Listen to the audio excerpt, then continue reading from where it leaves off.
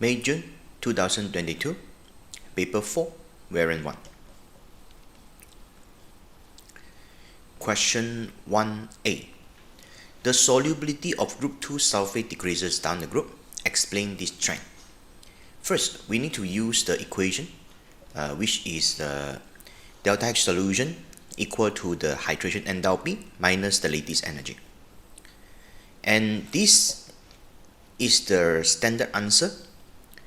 So it's better for me to use the actual figure to explain the trend.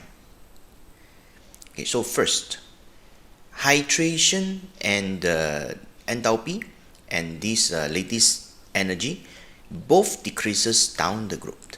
Means when is down the group from magnesium to calcium to strontium to barium, so we know that this hydration enthalpy and lattice energy, they will decrease.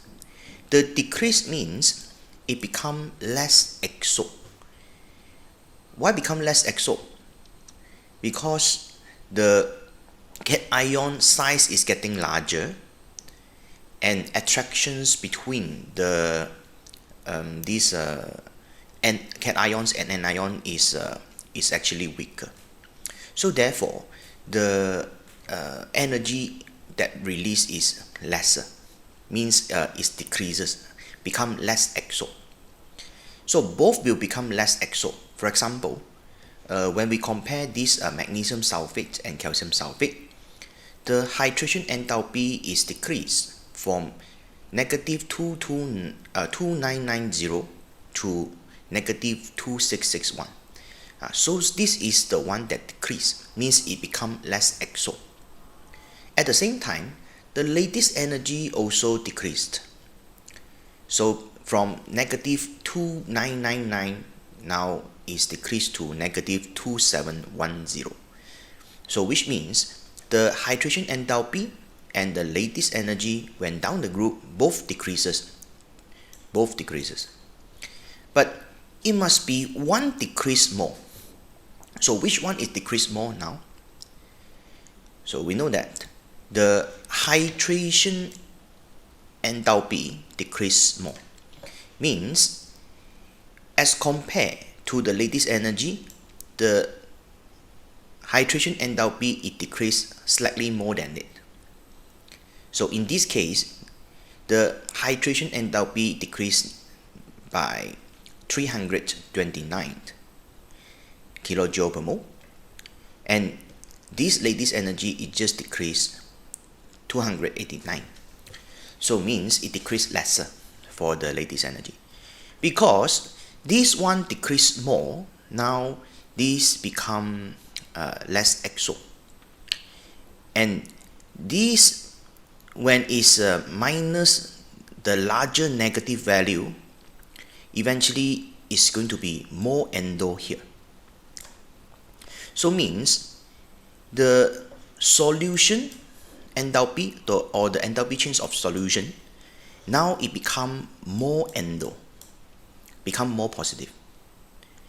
So when this one become more endo, when delta H solution become more endo, then it's less soluble. That's why we have this answer.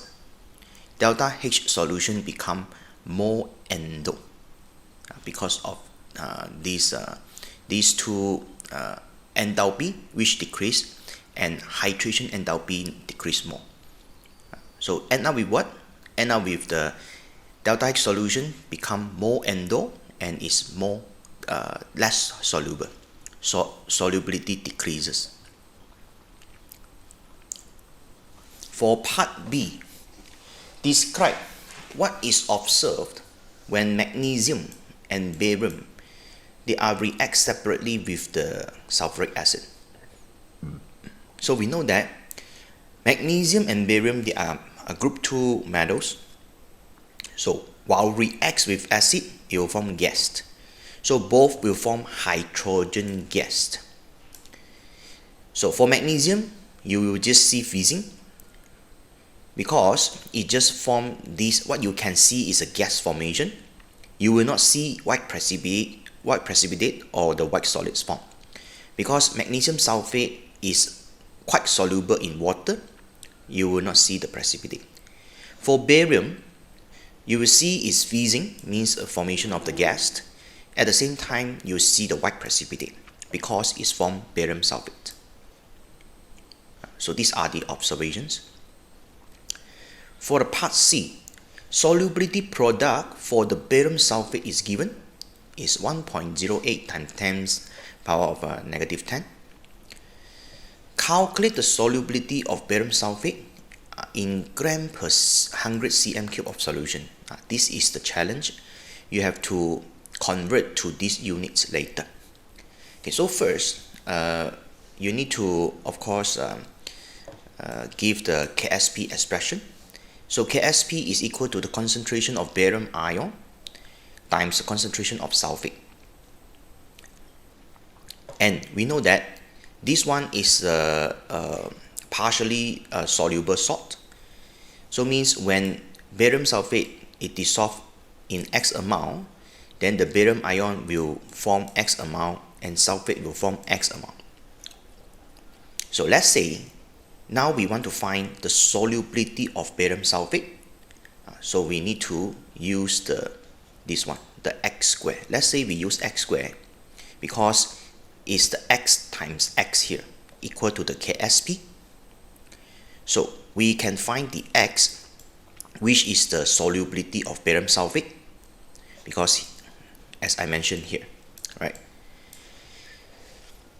So therefore the solubility of barium sulfate is square root of the KSP, and you will get this one. But this is not the answer, because this one is in mole per dm³. You have to convert this one to gram per 100 cm³.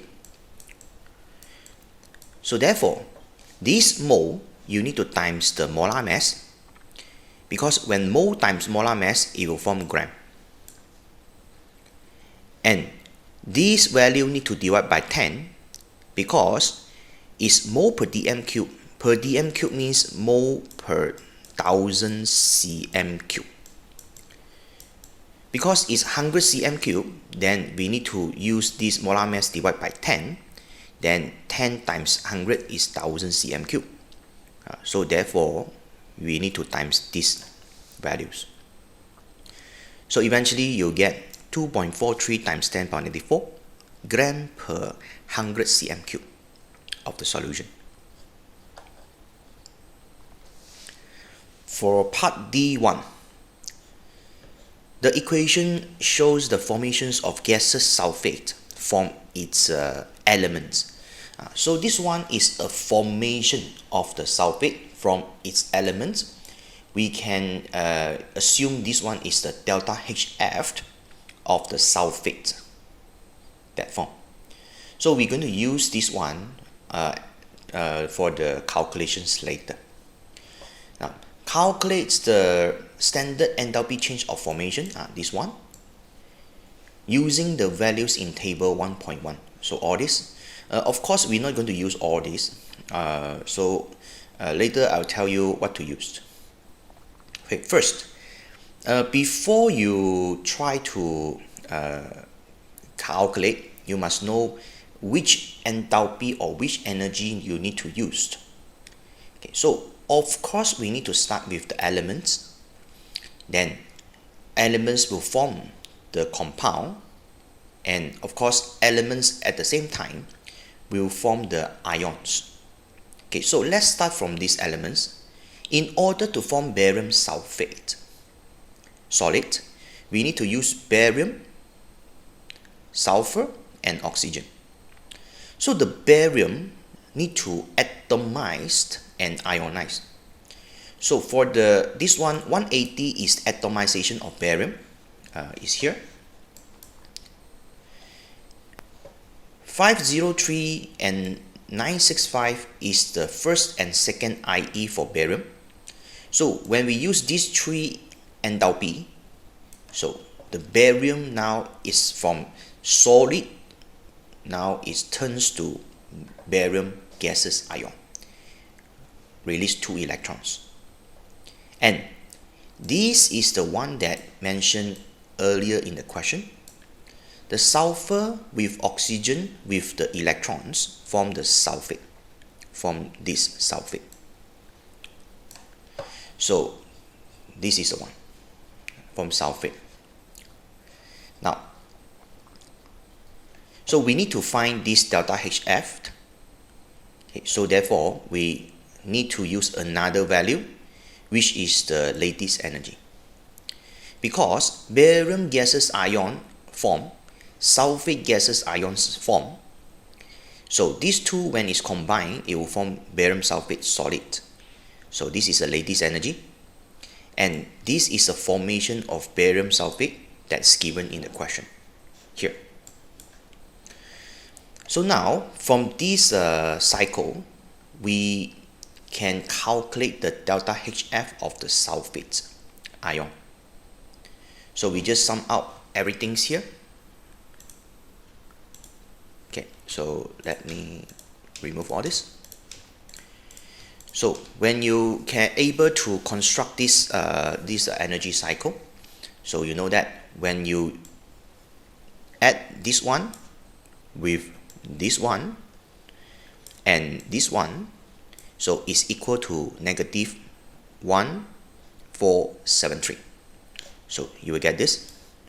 Rearrange, you get negative 652 kilojoule per mole. For part 2, suggest how lattice energy of the barium sulfate differ from lattice energy of cesium sulfate. First, you need to know their position. The cesium and barium actually they are neighbor next to each other. This one is group 1, this one is group 2. So means barium ion is smaller in size and larger charge. When the ion is smaller in size and larger charge, we know that the attraction of this cation to the anion is stronger. So therefore, it will release more energy.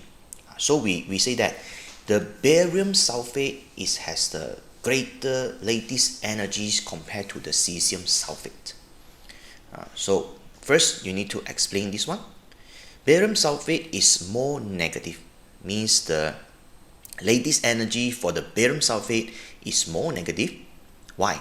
Because barium ion is smaller, because it's on right hand side, okay, in the periodic table, compared to the cesium, and is larger charge.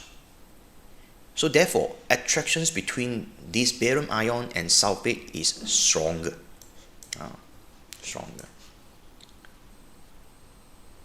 Part E.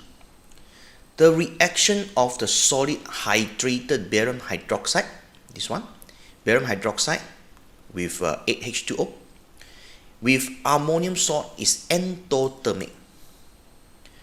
Calculate the minimum temperature at which the reactions of barium hydroxide with the ammonium nitrate become feasible. So first, you need to make one assumption. In order to calculate the temperature or minimum temperature, you need to make this assumption. So the Gibbs is equal to 0. So we know that Gibbs is actually equal to delta H minus T delta S. So when Gibbs equal to 0 means delta H minus T delta S is equal to 0. Therefore, we substitute the enthalpy change of the reaction, and we substitute the entropy change of the reaction, and this entropy change need to divide by 1000 because the entropy is in joule. We need to convert joule to kilojoule. So therefore, these 616 need to divide by 1000, convert the joule to kilojoule. Okay, after that, you will get the temperature in Kelvin. This one is still not the answer yet because the answer is needs degree C. So therefore, you need to convert this Kelvin to degree C. So you need to use 273. So this value minus 273, then you'll get this degree C. Right. Part 2. Barium hydroxide reacts readily with ammonium chloride on the mixing at room temperature. Delta HR is given endothermic 133, positive 133. Some relevant standard entropy given in table 1.2. Calculate the standard Gibbs free energy for this reaction. In order to calculate the Gibbs free energy, you need to get two things, delta HR and delta S. Delta HR already given, so no need to really calculate. You need to calculate delta S. So to calculate delta S is very easy. You need to use the molar entropy here. This is a product. The sum of the molar entropies of the products. So products, product is what? Product is these three. This, and this, right? So, and this one you need to use the coefficient. Is 2 times 192. So it's 2 times of the molar entropy of ammonia plus 203, the molar entropy for the barium chloride, and 8 times 70. So is the molar entropy for H2O.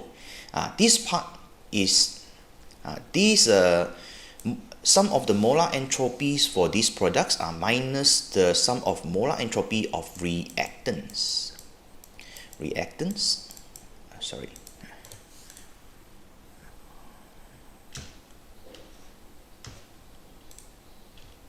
So it's a reactant. So reactant is these two, barium hydroxide and this ammonium chloride. So you just substitute this 427 and 2 times 95. So you get this and this. So you get 530 joule per Kelvin per mole. After that, you have to use the Gibbs equation, delta G equal to delta H minus T delta S. So this one you just get from the question here, 133 minus temperature is 2, because it's 25 degrees C, so it's 298 Kelvin. It times 530 here over 1000. So we need to convert again. Over 1000 means we need to convert joule to kilojoule, right? Okay, so therefore the Gibbs you get negative 224.9 kilojoule per mole. Okay, that's all. Thank you.